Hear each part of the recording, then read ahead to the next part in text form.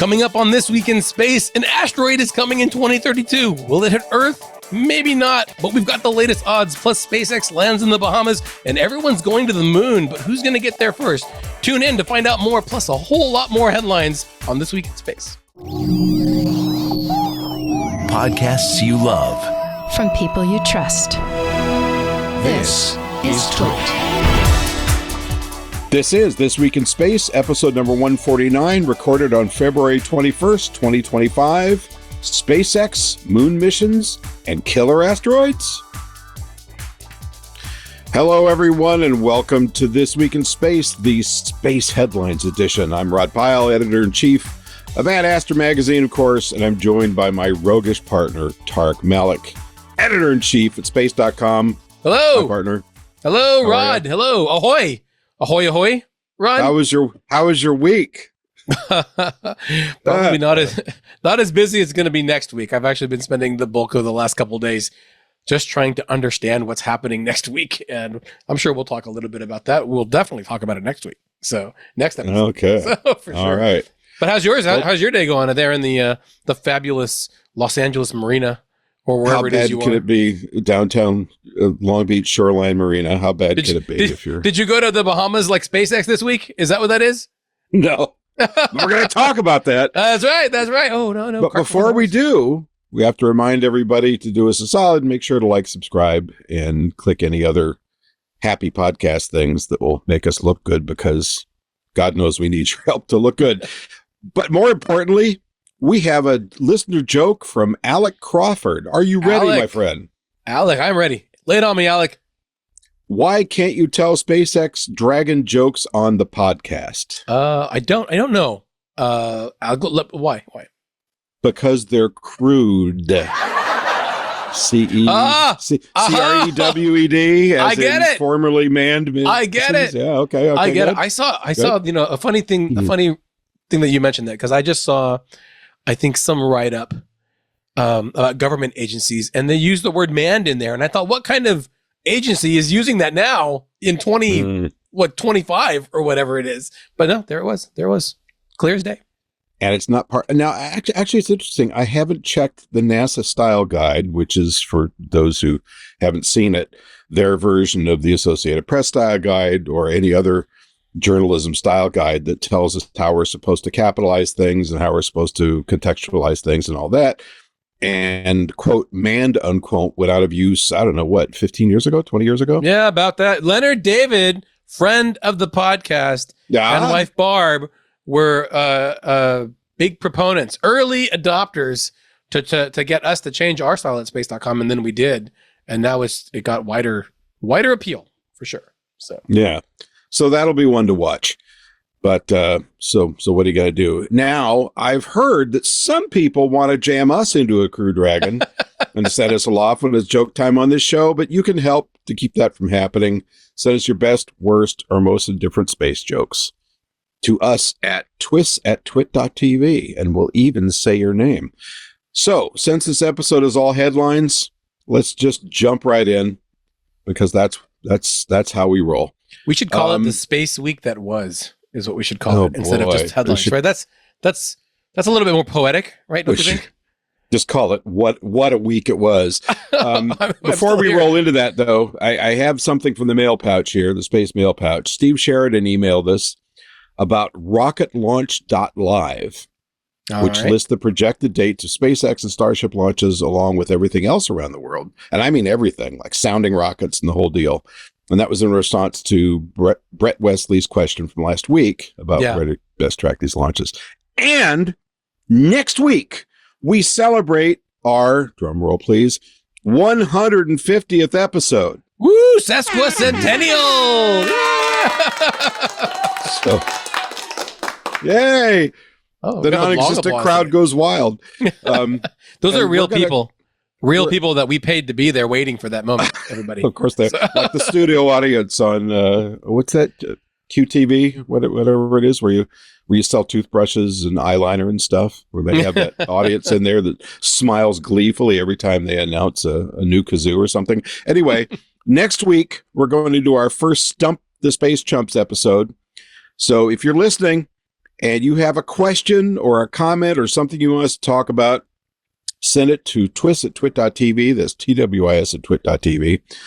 And we'll do our best to come up with an answer. It may not be accurate or even true, but Tariq and Anthony ride me pretty hard around here, so we probably get something close to correct. We're very creative people, Probably. right? Yeah. Well, about as creative journalists- as some officials are with the facts this week, but I guess we'll oh, okay. Let's see look, an email already. So we have a big, crazy space week coming up. Tell us everything. Yeah, well, as you know, I didn't know if this was the best part to do this or if we wanted to save it to the end, but we could talk about it later then too. But I just wanted to let everyone know, like, I might seem exasperated at the end of every week when we record the episode, but much of my exasperation this week is trying to understand what's happening next week, because it's been a pretty steady month so far, but man, next week we're going to kick off with preps that NASA's going to have some press conferences about the Crew 10 mission. So they're having a press conference to announce that. Crew 10 is the rescue mission to send a new crew to the space station. Rescue the stranded crew. Stranded, yeah, I know we're talking about that later on. But we're going to kick off. We're going to meet the crew, the folks that are launching on Crew 10 on March 12th, how that's going to help the Crew 9 astronauts, including Sonny and Butch, on the ISS come back to Earth in maybe late March or early April. And then it just gets crazier from there, because there are, after that big day, the next day on Tuesday, there's big prep stuff for both IM-2, Intuitive Machines' second moon lander, because they are also going to launch next week, as well as the SphereX Punch mission that NASA's going to launch, which is the next day on the 27th. So those are launching on 26th. The 27th right now. Both of them are SpaceX launches, so it's going to be a big couple days for SpaceX. Also on Tuesday, Blue Origin's going to launch their NS-30 flight. Why do you care? I don't know. Do you like it when billionaires pay who knows how much to fly to the edge of space and back? Well, we're going to see that happen again, and I think that includes more repeat customers. So I guess they're doing better maybe than Virgin Galactic, because they're getting a lot more repeat flights, but who knows? And then we have a bunch of press conferences next week about the Intuitive Machines mission. So that's going to be really, really busy. The House Subcommittee on Science is going to talk about NASA's plan to go to the moon.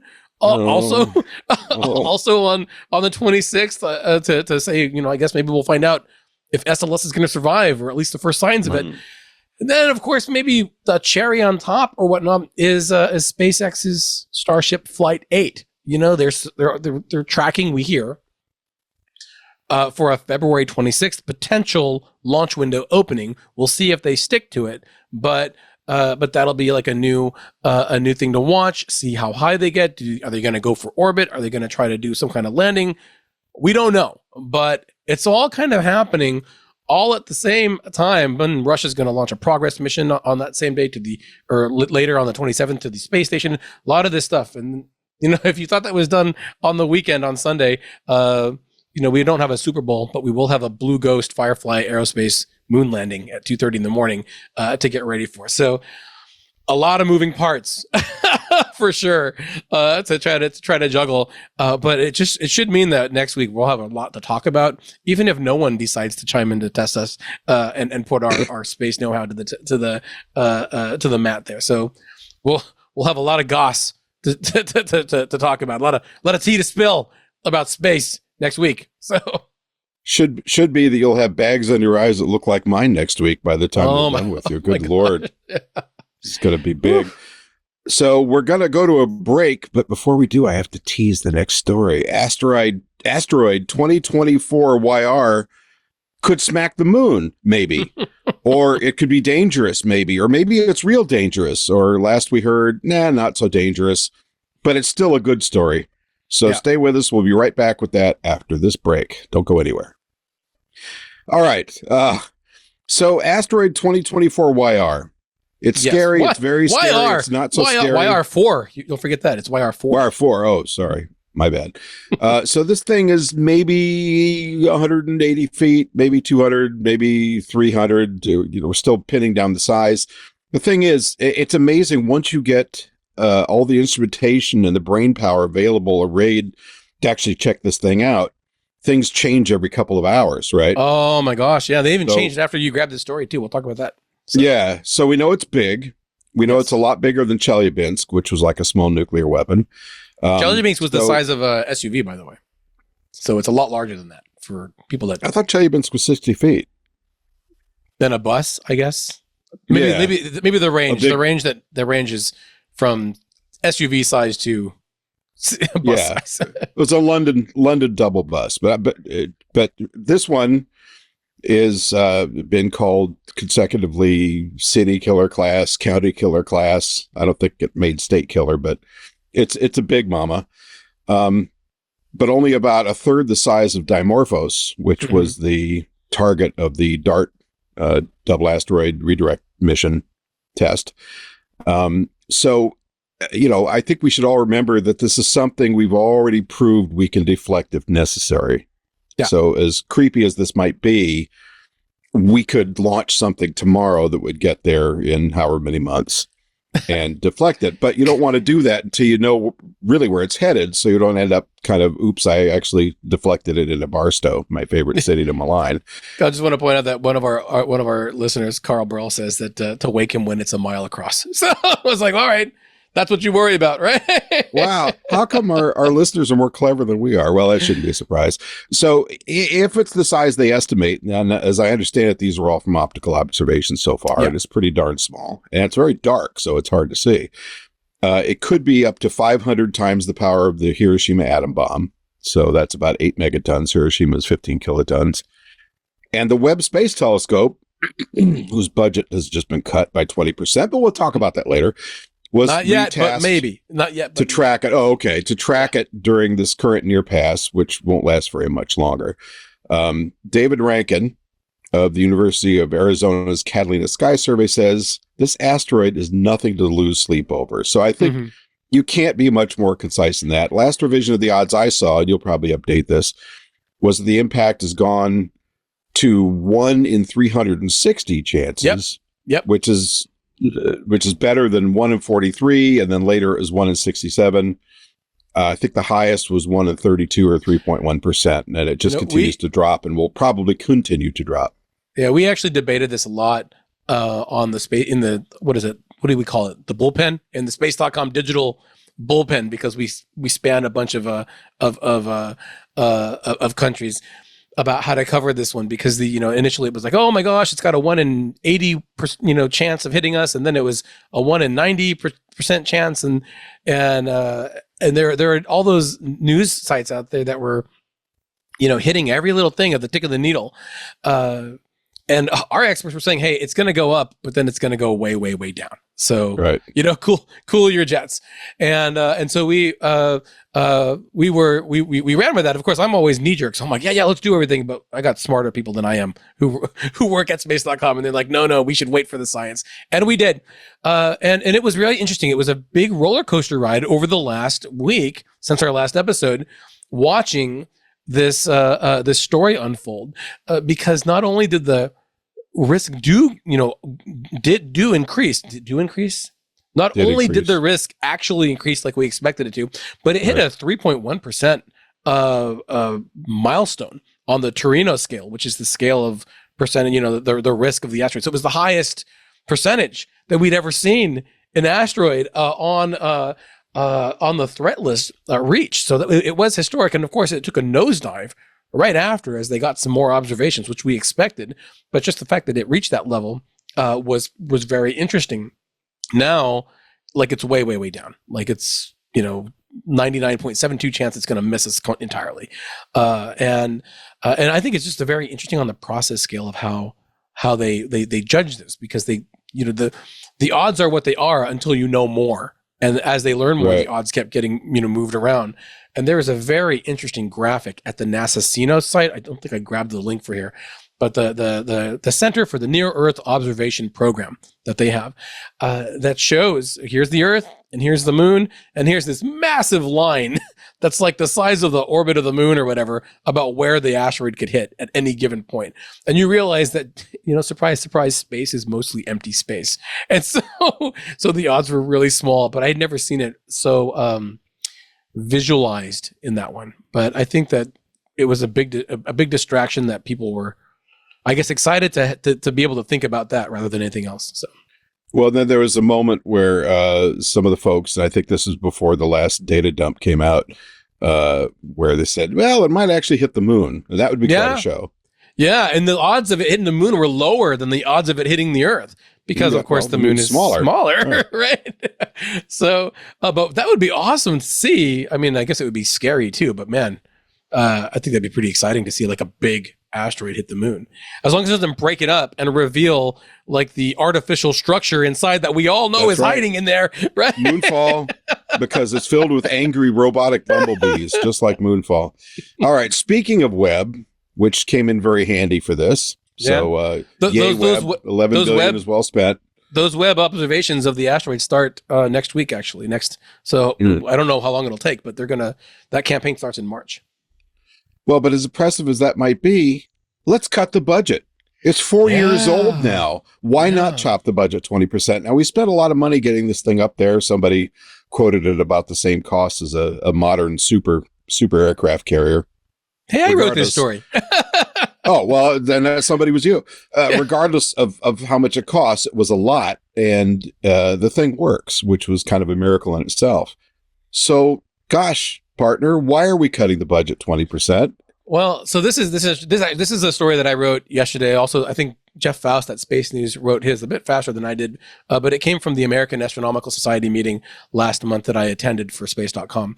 And at each of these meetings, they have these town hall events where they talk about the state of something. So there's a NASA town hall where they tell you what's going on. There's this James Webb Space Telescope town hall that tells you what's going on with the telescope, and et cetera, et cetera. So in this town hall, the people at Space Telescope Science Institute, that's the group that runs the great observatories for NASA, Hubble, James Webb, said that they have been asked to prepare a plan for 20% across the board budget cuts. Now, to put this into perspective, for 2025, the fiscal year budget request from NASA was something like $371 million for all three of the great observatories, Webb, Chandra, Hubble, all together. That's like the budget. But of course, Webb, was pretty expensive to develop, something between $8 and $10 billion. It's very, very pricey telescope, but it is the biggest, the most powerful, the greatest observatory that NASA has ever launched, along with the European Space Agency and the Canadian Space Agency. That all being said, they were still asked in December or so to prepare for these cuts, and the cuts would take effect in October if they in fact end up going through. And this is kind of across the board where NASA didn't get as much money as they really were hoping to be able to request in 2025.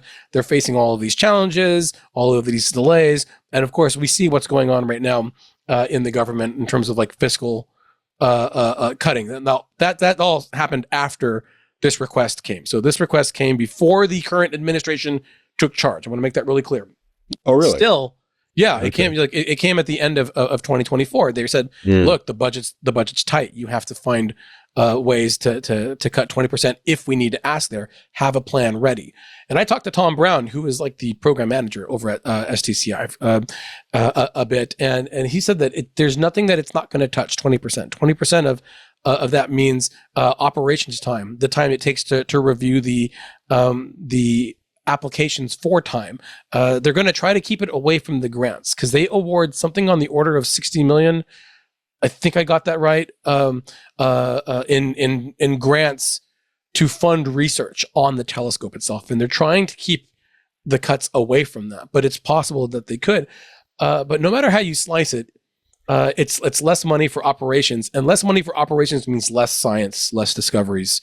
Fewer discoveries, and less according to. And this is at a time where the Space Telescope, which a lot of people didn't know was going to succeed, has been far outstripping all expectations on what it's been able to do, pushing back to like within 300,000, 600,000 years of the start of the universe, that kind of thing, exoplanet discoveries. Our own solar system, they get their last round of observations, for 1 year. That's the 1 year that they have to schedule.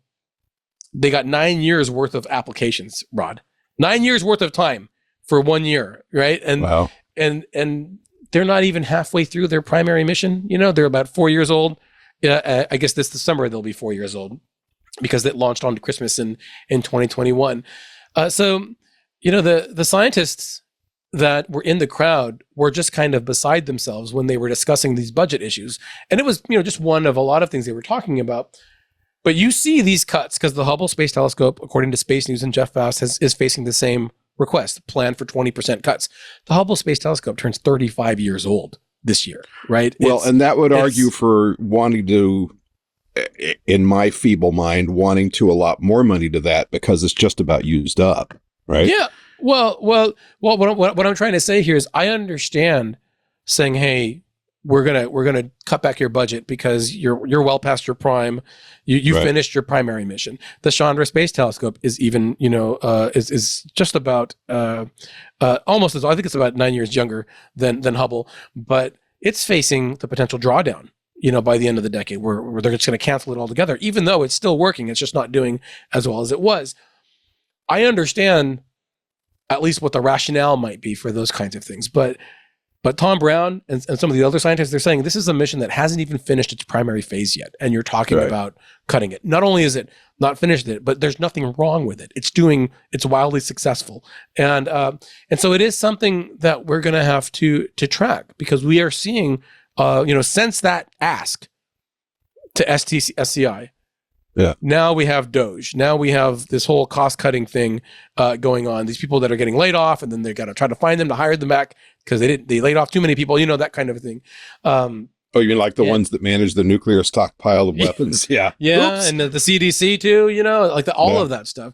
So that can have an effect. And now they haven't gotten to that point yet. We haven't heard any of that yet. But it has me thinking about what are those ripple effects going to be and how will it affect not just the science of it, because it's not just about science, it's about the leadership, it's about the expertise that the country has in this field and using what we paid for. I don't have a Porsche, but I wouldn't just buy a Porsche and leave it in the driveway, because it's the gas is too much. I'm not gonna drive it. Right. I'd want to drive it around and get the most out of it. Well, I just pulled Porsche out of it. If you bought a Porsche, we'd have words because you're a Jaguar man. No. You know what I would really like is an orange and white. What is that? It's not like a travel wall. It's oh my gosh, it's like an old 50s car. That'd be nice to have. So I can't remember it now. You think I was so into it way back when. Oh. The Chevy Nomad station wagon, just for you. I do want to make a quick adjustment here. It's actually, as far as the oldest stars we've seen, or how far back we've seen with the Webb, it's 300 million years, not 300,000. Is that what I said? I said 300 million. 300 million. Yeah. My apologies. Which is still amazing, though. When you're talking about, 10 plus billion years, that's pretty close. What's an order of magnitude between friends, Rod? I mean, come on, really? So I'll remind you of that next time I'm looking for a paycheck from space.com. Okay, stand by. We'll be right back with more of our own observations. Don't go anywhere. Tell me about, well, actually, I'll tell you first about Firefly Aerospace Blue Ghost moon lander. Yeah, that's exciting. Launched just weeks ago, is now in lunar orbit, which is cool because we keep waiting for one of these private missions to have success. There's more than one moon lander. Well, I guess we're going to talk about I know, but we're talking about this one now. Give me a break. Right. So it's scheduled to land on or about March 2nd, barring any complications. We're praying it works this time, please. And it has 10 experiments on board, and it's headed for Mare. Mare, did you hear that? Mare Crisium, which is the Sea of Crises. So is that really how you say it? Mare? Yeah. Not mare? Yeah. Mare? No, mare is horses, mare is big stony pits. No, this is exciting. We've been getting steady images from the spacecraft since they launched. I guess it was last month now or earlier this year. And on the 13th, so just about a week ago, they arrived in an elliptical lunar orbit. We got video of it for folks on video watching it right now, and there it is. I mean, so far things seem to be going really swimmingly. So I really hope that they've got all the I's dotted, all the T's crossed for this one to see how it goes. Of course, the the landing is entirely different. I mean, you can drive 99% of the way there. You run out of gas before you get there. You're still not on the moon. But they have to stick that landing, or it's it could be all she wrote. So we'll have to see how it goes. But it's really a bit of a heartwarming success story to see Firefly, this relatively small a company, really knock one out of the park with this first CLPS mission. CLPS, of course, is the Commercial Lunar Payload Services Program that some of the NASA payloads are part of on this mission. And so far, things are going really well. Now, you might have heard me feel a little snarky earlier. There is another moon lander that people should be thinking about. Japan actually launched the Japanese company iSpace launched their own moon lander, and I think it's called Resilience, along with Blue Ghost on the same SpaceX Falcon rocket. And it just passed its own milestone with a lunar flyby as it's getting ready for its own landing. But Resilience takes a lot longer to get to the moon than Blue Ghost, and so it's going to take a little bit longer to get there. So not so much a race, but iSpace is trying to come back from a failure. You mentioned that if Blue Ghost succeeds with Firefly, if everything goes well, like 100%, they will be like the first to actually nail it 100% across the board. IM-1, I think it kind of landed and then fell over. They got some science back from it. In fact, at American Astronomical Society, I think one of the radio telescope was facing up for a little bit. They were able to get some science, but then it just got too messy. But they had something like 5 minutes worth of data, and they were like salivating over it. What can we learn about the universe with just this? And so they're really hoping to be first. But then IM-2 waiting in the wings too. So we've got a moon landing this week, another one on the way, and then another one that's getting ready to get off the ground with Intuitive Machines number 2 that I talked about earlier. And just a quick side note, there are 2 iSpaces. There's I-capital-S Space, which is the Japanese company, and there's I-small-s Space, which is the Chinese company. So that can get confusing for us if we're not looking at it. And you'll have to pardon me, there's somebody hammering in the background here. Next up, ballistic at the Bahamas. SpaceX is talking to the Bahamian government about launching and landing. I thought it was just landing, but launching and landing rights. And hey, if you've got any contacts over there, brother, I have land. I have 2 lots in the Bahamas that my parents bought in 1965 with a coupon for the back of Reader's Digest. I find it, nobody's ever seen it in the family. I've been to the Bahamas, but I haven't been to the property. But I'm pretty sure, looking at a map, one of them's in mangrove swamp and the other one doesn't have any road access. But hey, perfect for rockets. But there's more to this story than that. You have land in the Bahamas, or at least your family does? Yes, sir. Yes, wow, sir. So we could go there with like tents or whatever and just camp out? And sit there with the sand fleas and the crabs? You bet. Because have you ever been to a mangrove swamp? I have only seen them. I've seen them in Singapore. Yeah. So you're looking at a beach and the tide's in, you see these trees kind of popping out of the water. It's like, well, that's kind of cool. It's a little forward. And then the tide goes out and their root balls are like paradise for flies. Oh my God. So these swarms of black flies come out. So you're sitting on the beach, swatting and snapping and thinking, why in God's name did I ever come here? But that's not what we're talking about. We're talking about SpaceX. So I like how you got a Caribbean Life to contribute a story here. This one's from Caribbean. Yep. Why, well, it's all I saw it in, but why the Bahamas, and why, he can, at least as far as landing goes, he can come down on a barge in international waters offshore. Yeah. It just doesn't seem Elon style. Not that I'm an Elon basher, although it's tempting, but it doesn't seem his style to say, hey, can I get a license for this when he could just be offshore? So is he really thinking of launching from there? Well, the launching thing, I'm unclear on, because like you, I had inferred from SpaceX's announcement, and it's not just that they wanted to do it; they actually did land the rocket off the coast of the Bahamas.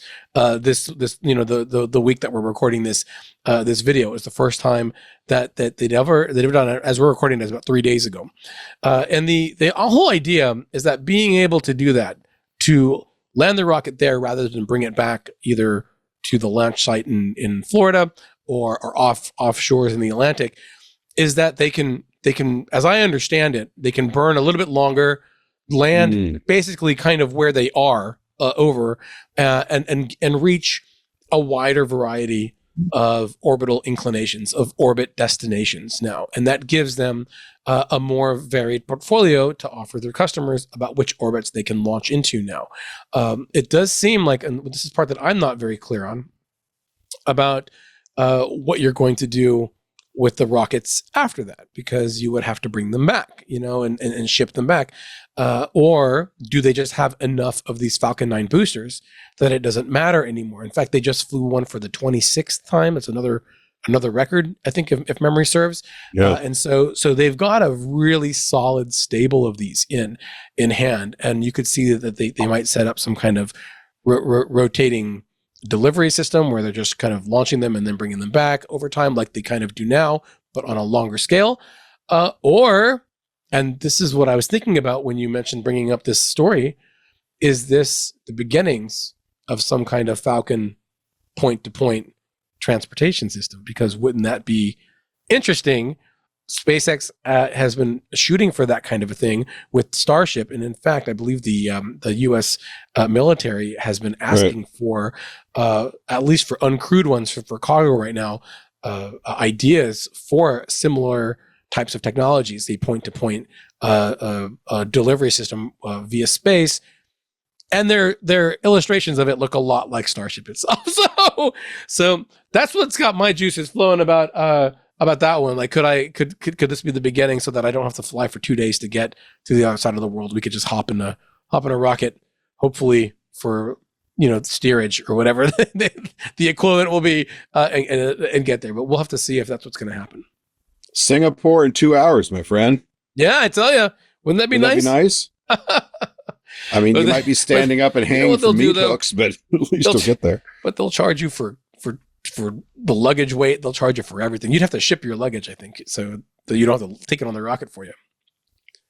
Okay, so big sigh here. We're going to talk about when are we going to bring the ISS back or down? Oh, yeah. I shouldn't say back. But before we do, let's get this break out of the way, because this one's going to be a bit of a scene chewer. So stand by. We'll be right back. Okay, so Elon Musk wants to deorbit the ISS, and I quote, as soon as possible. He wants to bring down a still functional national laboratory.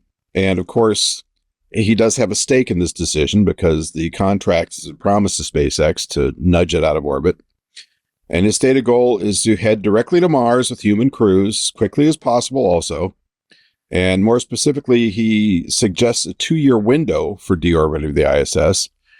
Now, it is worth remembering that the space station costs about $3 billion a year for NASA to operate. And that cost goes up over time because it's getting older and they need to replace things or repair things. And of course, part of what Butch and Sonny have been doing up there when they were abandoned on the space station. Left there. They left them in space. They left them there and they weren't ever going to bring them back. At least that's what we heard. Okay, take it easy, partner. Take it easy. But they did, among other things, they helped in research, of course, but they also helped on maintenance. And, you and I discussed this a little bit earlier off the air, but they need as many hands as possible to keep that thing going. It's not easy. Yeah. It takes a lot of work. But here's the rub. The smaller successor space stations under a NASA contract for private industry to go up and take the place of the ISS to some extent in terms of continued orbital habitation and research facilities and so forth aren't going to be ready that soon. Now VAST with Haven 1 will have a prototype up there maybe in 2026, but that's, 4 or 8 people max. And the other companies that are looking at this aren't going to be up till a couple of years later, maybe as late as 2030. So I like how you said 4 or 8 people max, and there's only 7 people on the space station right now. I'm hurt. I'm sorry. True. No, I think it's 4. I think it's a crew of 4. I wasn't sure, but I'm pretty sure. Because Dragon is the vehicle. It can only carry. Okay, but it's really small and it's very streamlined. And in comparison to ISS, it's tiny and pretty scaled down. But in any event, so we'd have a gap in orbital habitation. Does that matter? Well, here we go with geopolitics again. China has a modular space station up there. They'd be in orbit. We wouldn't. Does that matter? That's a longer conversation. But the bottom line is we might not have a replacement up there until a real replacement, operating, functioning, serviceable replacement until 2029 or 2030, maybe 28. Last part of this complicated calculus is that the various partners for the ISS, which include Japan and Europe, Canada, my things are Russia. missing in Canada, thank you, are fine with the 2030 date, which is what we all agreed on, but Russia wanted out in 2028. They said. I think you hit the nail on the head. There is already a plan to deorbit the space station, and it is to deorbit the space station by 2030. Not only is there already a plan to do it, but SpaceX has the contract to do it. They have to build a new space tug. They agreed to do it. And Elon Musk should know this, right? That there is already a plan. I'm sure he does. And one wonders if maybe he just wants that contract to pay out sooner. Yeah. And so this is probably the first of two stories involving Elon Musk that we're going to talk about this week, because at least. It was a bit of much. So it was just a bit of a surprise to see that call, because Elon says we want to go to Mars. We should just get out of orbital, out of the thing right now, that it's a big money stick. He is right. It costs so much, $3 billion a year. You just said, it is nothing to sneeze at. But there is a plan already for it, and expediting it and changing that plan will be more expensive and a little bit more complicated. And then you lose a resource a lot earlier, not to mention affecting international partnerships, as you already mentioned. Now, one thing that I can see is that he said within 2 years, and within 2 years is 2027, and that is within the current Trump administration. So there's a very visible milestone to say we were going to do this, and now it's done, and it will not be outside of the administration, which 2030 would be beyond the current administration type of a thing. So, excuse me, are you saying this could be politically motivated? Political reasons, Rod. Political reasons. Okay. Right? I'll take that. I don't get it. I think I get the frustration, though. You and I are frustrated that we're not on Mars yet. We are, right? Well, we are, but I have to say, from what I know about it, and it's been a few years since I wrote the book, but when I was writing, God, I can't remember which book it was, I took a very deep dive into radiation mediation, and I hate to keep saying it because it sounds like loser talk, but we're not ready. We don't have bulletproof life support systems that can last for the entire trip out and back. We have not solved the radiation mediation problem. And okay, you can send guys my age, so you figure, you only got 20 years left to live. What's 5 years off of that for cancer because you got saturated with radiation on the way to Mars? The radiation shielding is very heavy, although we do have a story coming up that may address that. So I don't want to say we're not ready, but we're not ready. Well, and Elon and Starship doesn't work yet. I was going to say Elon and SpaceX has been saying that Elon has said that they want to launch SpaceX or Starship to Mars next year, uncrewed. Fine. I think that the plan would be to launch 2 to Mars during that time frame to maximize like whatever they can get to, and then launch people on the next window, which would be 2028, again within that 4-year stretch. So we'll have to see. We'll have to see. I'm just there's a lot happening from that particular source in the NASA sphere this year, this week, and that was just one that is just like I don't get it. I don't get why. I think part of it, like making these decisions now when there is no actual NASA administrator, like in charge, right? There's an acting administrator, Nancy Petro. Well, sometimes that's when you want or Janet Petro. I keep saying Nancy. Janet, huh? Janet, yeah. Yeah. I did a whole Google search trying to find out why I couldn't find the acting NASA administrator yesterday. Going, I know we even wrote a story about who is Nancy Petro, and then I found it, and I was like, oh no, it's Janet. Wow. It's been a week and a half. Oh, wait, we're not recording, right? I didn't, we weren't live for that part? Not only are we live, but I just caught talk about breaking the fourth wall. I got a look at Anthony when he took off his glasses and started cleaning them. He was staring at us like, what are you guys prattling on about now? It's like we got caught by Dad. So it just seems like, hey, let's get someone steering the ship first before we're throwing the deck chairs overboard or running it into the Earth's atmosphere at that point in time. Well, that's true, but if you're determined to make a major course correction and you've got an acting administrator in charge, depending on who they are, it's probably easier to do before you have formally appointed your permanent administrator. So who knows? Well, and Janet Petra did say she did say at the Commercial Space Conference earlier this month that Mars is the goal, that we should be trying to really get there. We should use the moon to test technologies, which is what the whole plan is anyway. But that is clearly on the agenda in terms of things that are coming to switch around. So, okay. Well, this is a hard one. Has the time come? Stranded astronauts. So Trump and Musk, and I don't like getting terribly political on the show, but Trump and Musk have been neither pushing do our listeners. this narrative about these two Boeing Starliner astronauts, Sonny Williams and Butch Wilmore, being stranded on the space station, which I kind of, I swallowed hard at that, but I thought, okay, if you want to contextualize it that way, I'm not going to push back too hard. But then they went further to claim that it was a political ploy by the Biden administration. Yeah. Ooh, horns. No evidence was offered, of course, beyond Elon's claim that he offered the Biden administration to get them down sooner, and he claims they said no. So that was immediately interpreted as a political move. Could have also been a money-saving move, by the way. But the current schedule for return was set months ago. Crew rotations are a very complicated thing. Delivering payloads is a complicated thing. And oh, by the way, the very person that's making a big deal out of this, Mr. Musk, is the one that's late on delivering the new Crew Dragon capsule, which was supposed to be part of that rotation. So there's a bunch of moving parts going on here, and it does feel disingenuous, especially when you see Trump and Musk and Fox, and I don't have a particular thing against Fox, but using words like stranded, or my favorite, abandoned, which both Trump and Sean Hannity said, left in space. They were never abandoned. If you abandon astronauts in space, you shove them out the airlock without a helmet or life support. You say, bye, see you on the next orbit.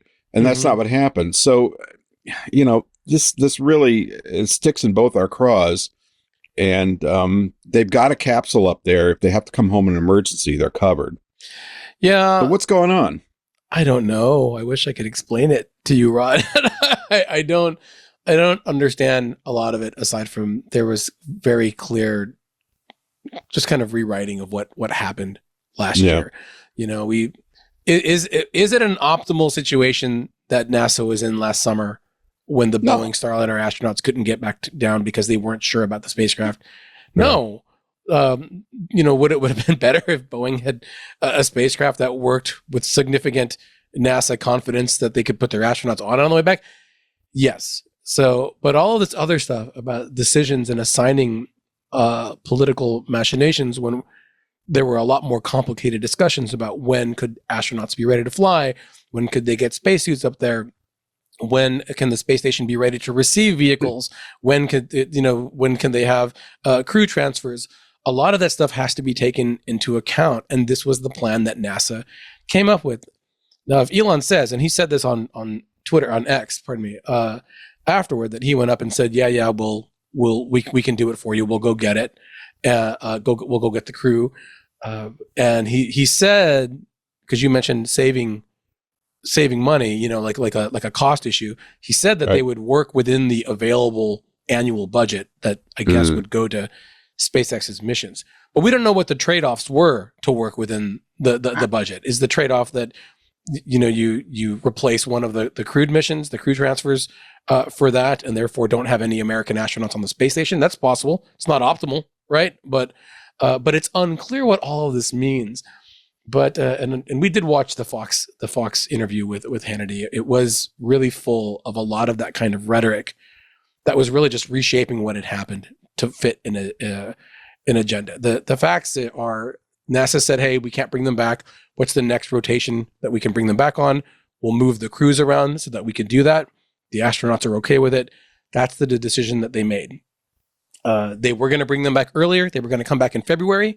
SpaceX's Dragon in December, before the administration took charge, said that spacecraft, which is a new version of the Dragon crewed vehicle, was not ready. They weren't ready. SpaceX wasn't finished with it. They needed to do more testing, or it wasn't working, or whatever it is that they have to do.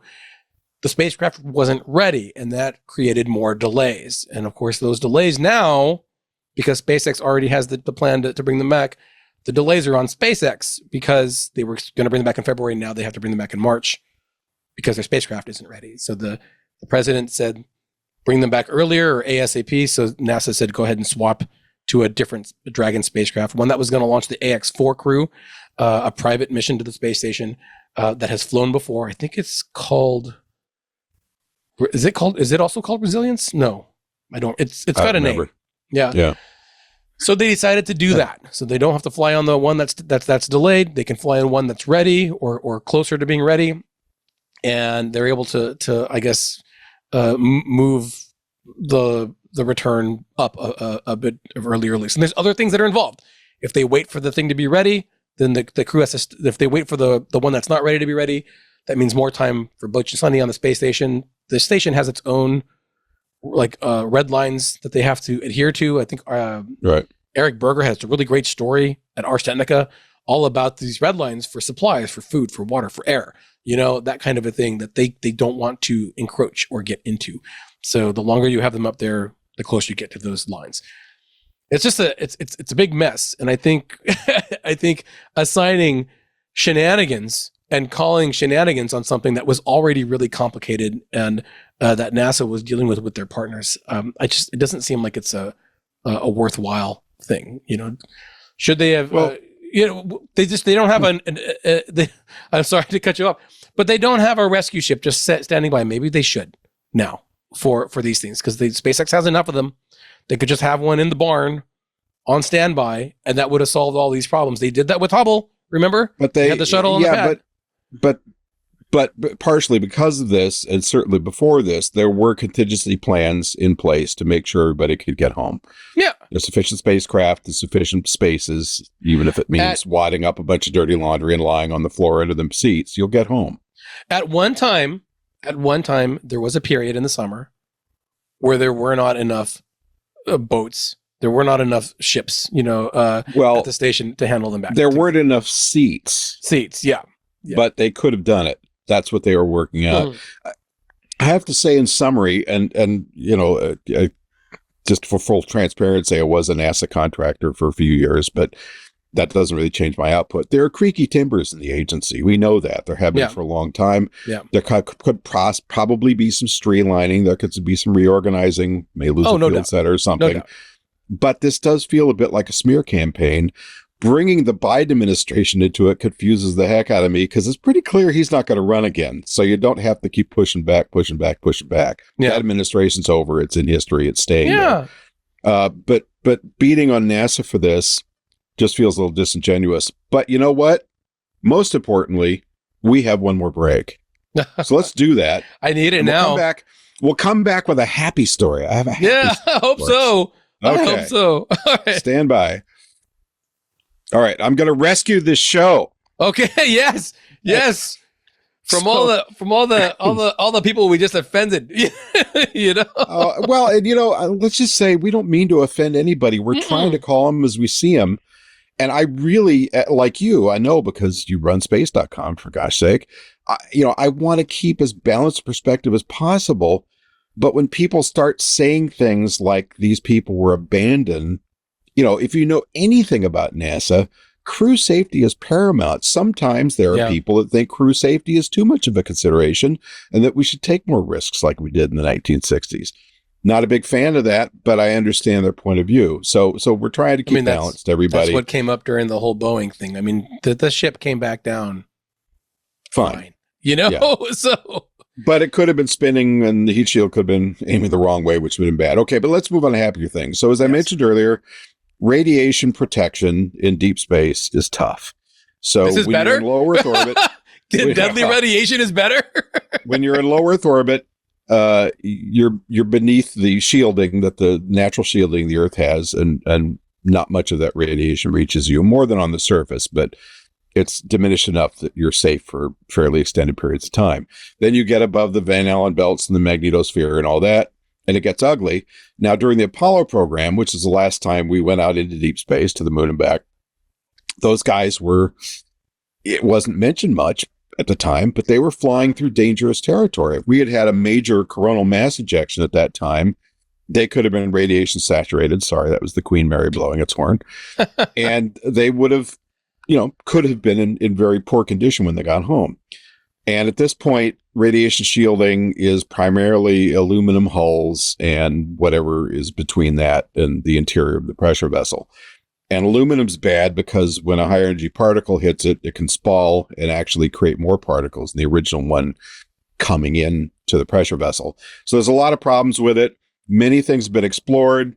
They've talked about polyethylene. That was Wernher von Braun's favorite solution, big sheets of plastic, but they're heavy.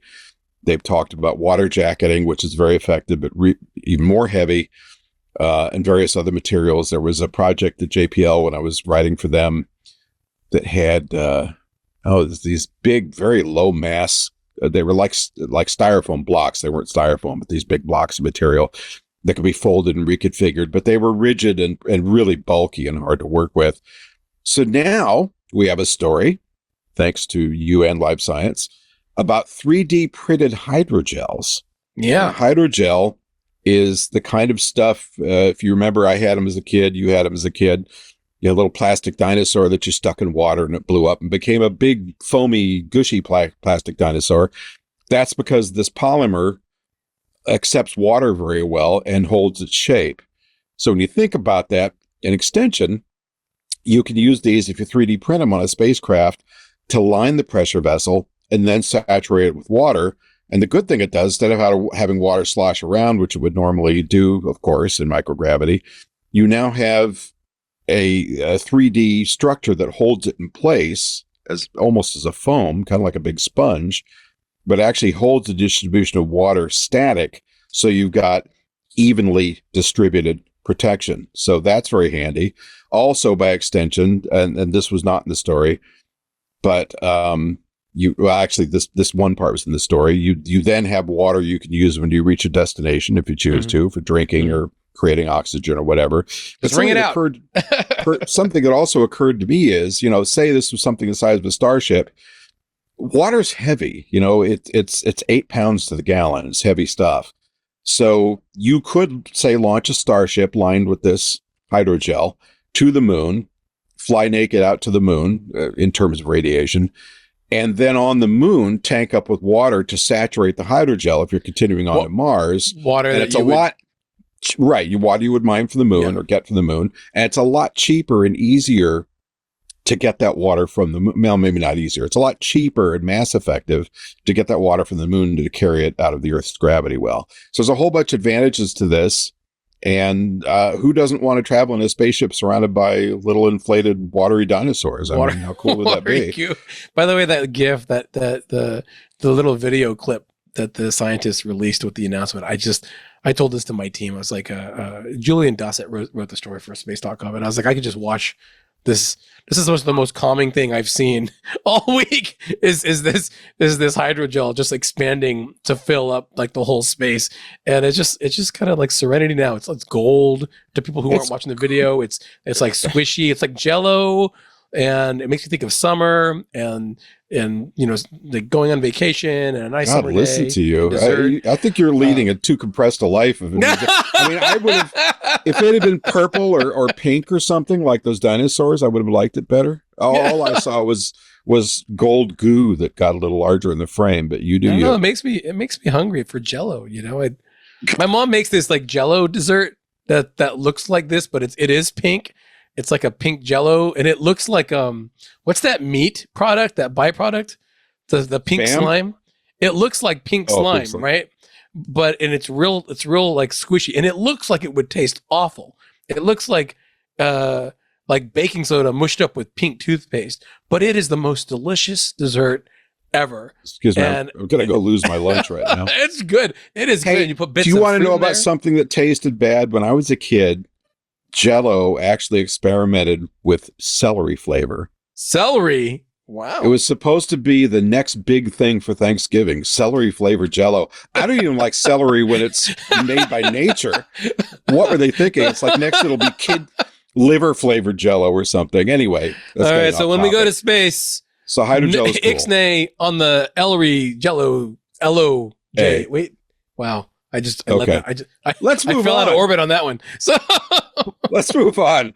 Where are the aliens? Astronomers working on SETI-related projects have been diving into AI and more traditional processing methods to seek out signals from the vast amounts of data they get from things like the VLA, the Very Large Array, that might indicate alien civilizations.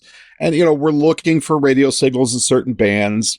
Be nice if they're focused towards Earth, because then that shows intention, although the odds are pretty low. But sorting through this data is very time consuming. So a project called COSMIC, talk about tortured acronyms. Listen to this. Commensal Open Source Multi-Mode Interferometric Cluster, which was set up with the Very Large Array Telescope to seek out highly focused radio transmissions of frequencies that might be generated by alien civilizations. And specifically, one of the things they were looking for were Doppler shifts in that signal that would indicate it was coming from a planet, because it's, going around its star, moving away from us and towards us.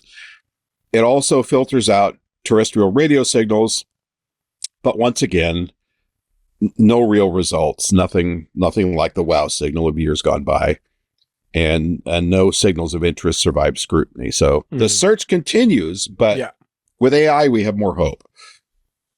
Yeah, well, I don't know what to tell you. I want to know where the aliens are, and I'm glad that they have this. And I'm still trying to figure out what the word commensal means, because I think I know it means working with the array. I know what all those other words mean, but not that one.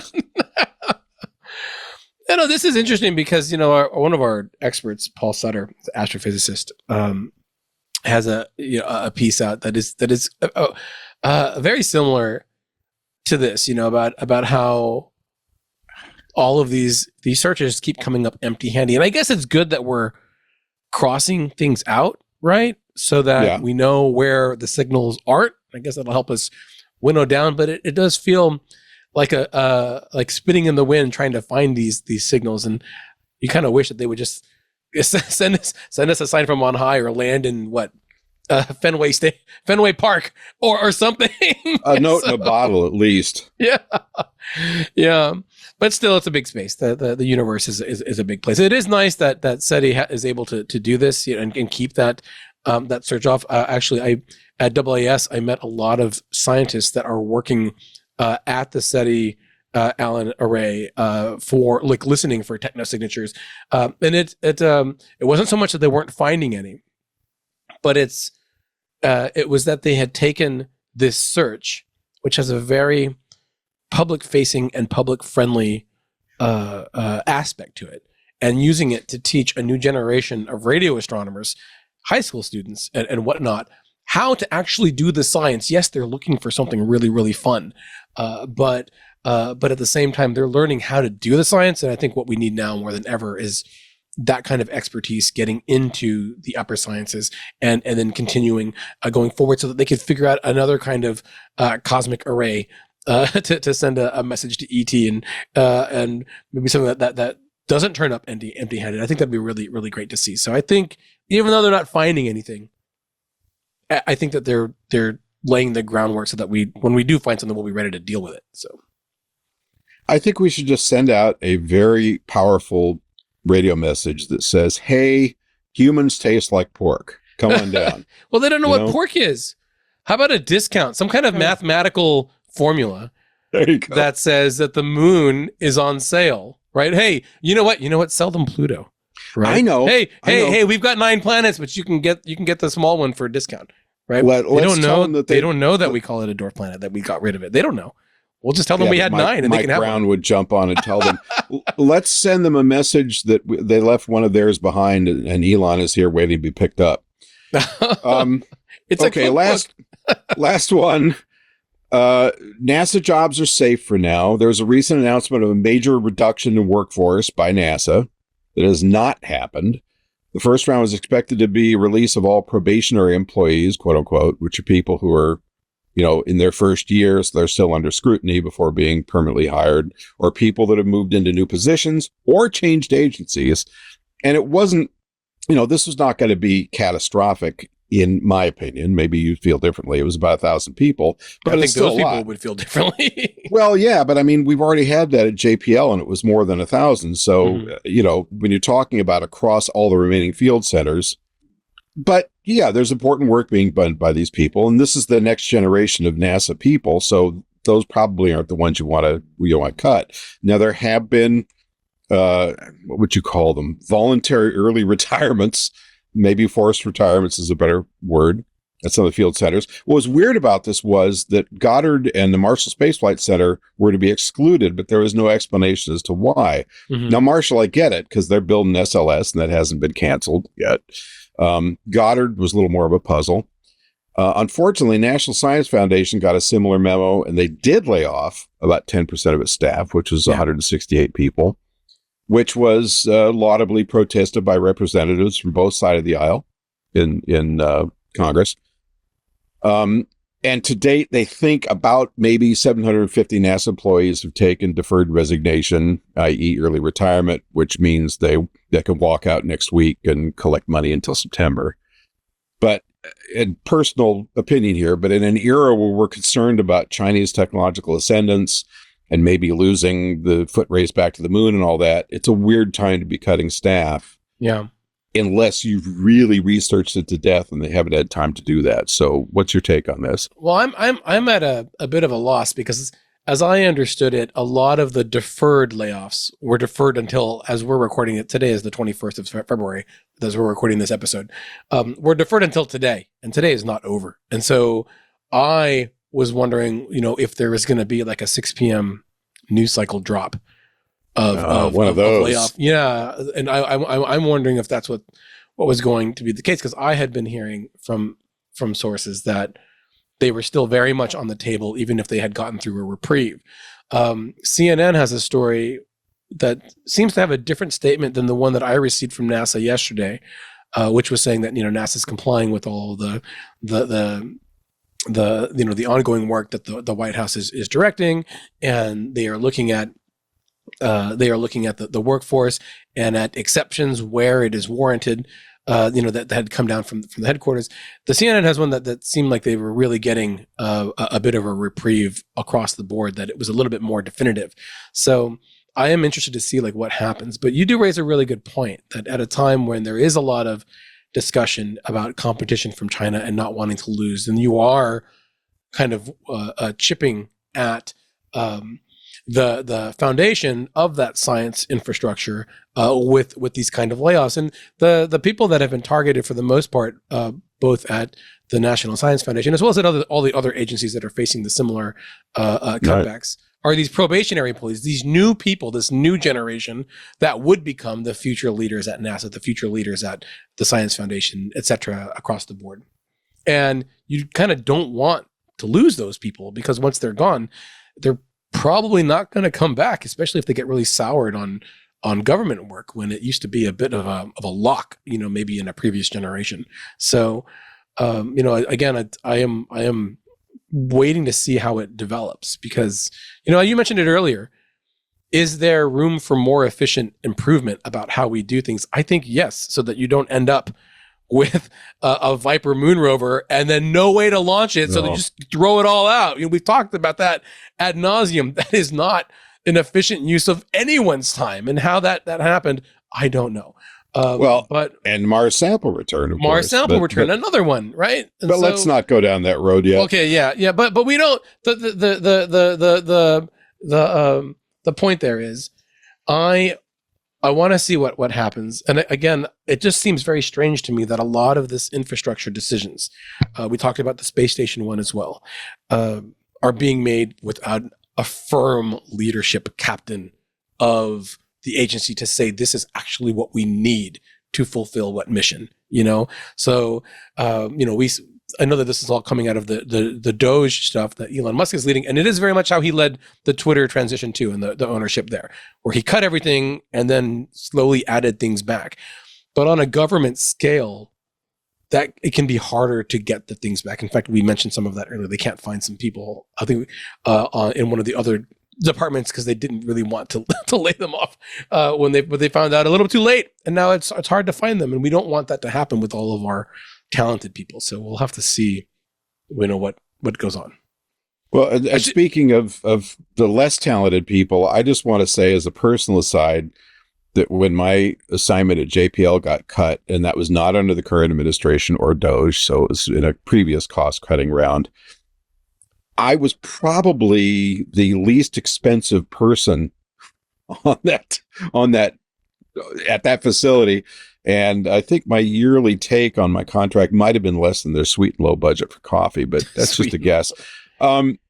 Well, I want to thank everybody for joining us. Really quickly, just before, I did want to say, if anyone is out there who is affected by all this, first of all, I am sorry about it all. But if you do want to talk about it, my DMs are open and I've got Signal and all of that. Just let me know. I'm very easy to find on the internets. So we just want to make sure that we're getting the whole story of what's going on. Easy to find. Okay, easy to find, not easy to get to. Yeah, I was going to send you a test email in 10 minutes to see how long it takes you to get back to me. I want to thank everybody for joining us for episode 149. I think we got almost up to 150. We actually got through all the headlines today. This is a Yay! first. And this was the all headlines all the time edition. Tariq, where can we find you covering cool space news these days? Well, you can find me at space.com as always, trying to wrap my head around the week that's coming and how we're going to all survive it, because it's going to be an amazing one for sure. What does SpaceX always say? Excitement guaranteed, I think is what they say for that. Let's hope Starship gets off the ground and does something new and amazing next week. That'd be kind of fun to see. You can find me on the Twitter at Tariq J. Malik, also on LinkedIn and a few others.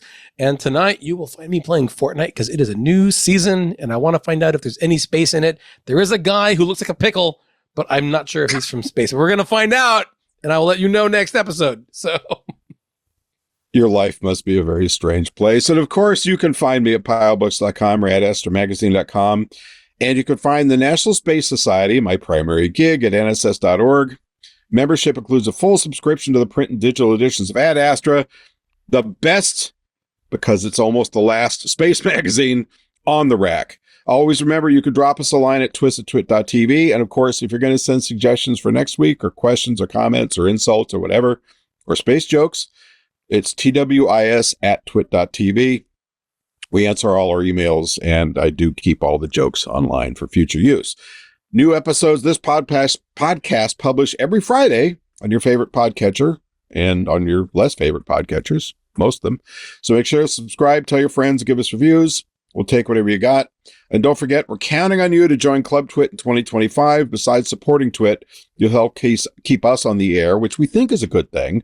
I bring you great guests, good commentary, and horrid space jokes. Where else can you get that in one place? And you get all the great programming with video streams on the Twit network ad-free through Club Twit. $7 a month. I ask you, brother, what can you get for $7 a month that comes close? So let me see, what can cost $7? Okay. so we appreciate it, and it keeps... Keep the electrons flowing your way. I got my line wrong. I'm sorry, everybody. All right. And you can follow the Twit Tech Podcast Network at Twit on Twitter and on Facebook and twit.tv on Instagram. Thank you, everyone, for joining us. Thank you for those who joined us live. It's great to be here, and we couldn't do it without you. See you next week. Thank you all. From Silicon Valley boardrooms to tomorrow's AI breakthroughs, if you need to keep up to date with tech, you need twit.tv. At Twit, we're tech experts who understand what's happening and can keep you in the loop. And we do it in a thoughtful, informed, and fun way. Start your Sundays with This Week in Tech, a roundtable of tech journalists and people in the know with a rundown of the week's most important tech news. But that's not all. All week long, you can stay ahead of security threats with Steve Gibson and Security Now. Keep up on all things Apple with Mac Break Weekly. Listen to the most informed Microsoft experts in the world with Paul Thurrott and Richard Campbell on Windows Weekly. Our flagship shows feature tech's most respected voices, giving you the insight you need to understand and benefit from the changing world of technology. We give you analysis you won't find anywhere else, so you can make smarter business decisions and take advantage of the technologies transforming your world. Whether you're a CEO, IT professional, or simply passionate about technology, Twit's network of shows gives you the edge you need in today's digital landscape. Don't miss a minute. Subscribe to twit.tv today.